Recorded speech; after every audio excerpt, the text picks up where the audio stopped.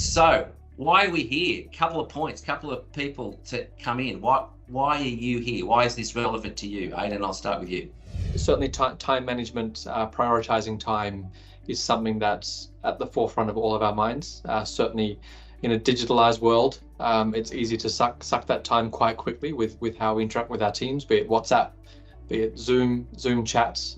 Before you know it, you've got something that should be on an email conversation or in a TV is filling up a Zoom chat with a group of people. You know, I've got sort of 4 archetypes.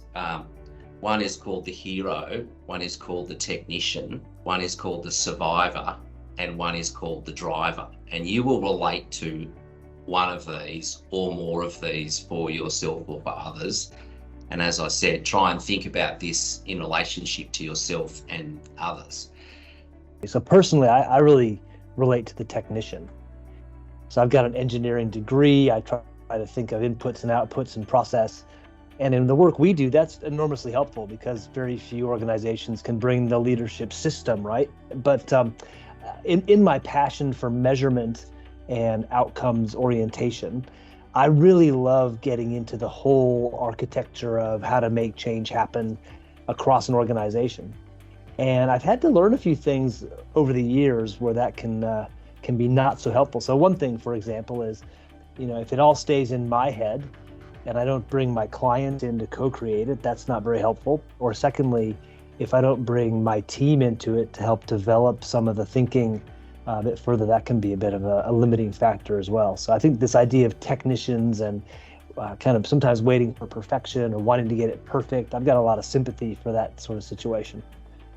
I've seen a lot of technician style leaders who actually have fear, like it's actually helping them through the fear of letting go. They're afraid to let go because they'll be the best at doing this. They'll be, they know what to do, so they're the expert.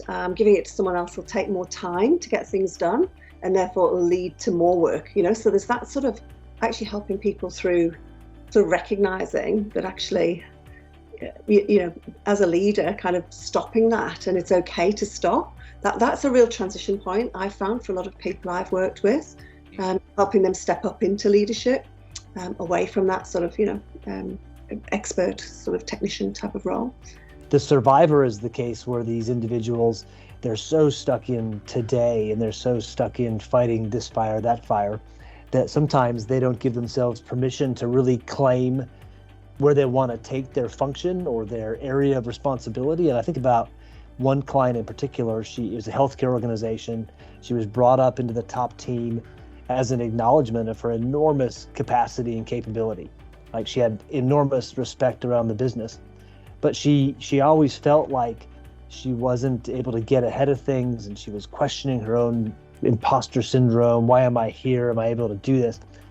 And her shift didn't really take place until she was able to consciously put her technical skill kind of as the clinician, that's how she came up in the business, to the side, and claim out where she wanted to take her part of the business, and really and cast that vision and be clear with herself and her peers around that table. So that was her unlock, was being able to be more explicit about what she wanted to create. A lot of times these are the producers, in the business.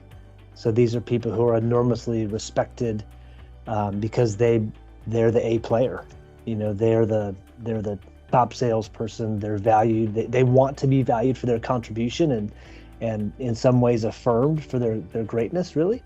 And I know you'll talk more about this, Pete, but their struggle typically is that they're stuck in player mode, not coach mode. And so that has an inherent ceiling that goes with it. But I think the motivator for the driver really is this drive to get ahead.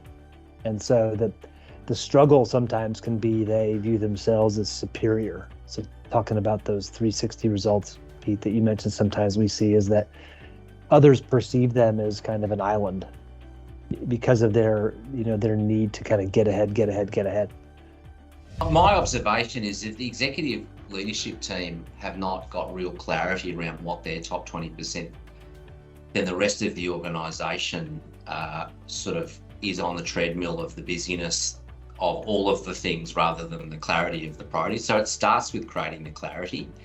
and then it does then go into the structure of the systems. So if you can set up your coaching so you're focused on critical goals, critical behaviours, who's accountable for what, then you can start to have a system around your leadership.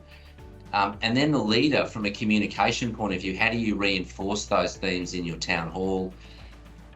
What structure do you set up for your communication so you can get bandwidth and capacity across the whole organisation?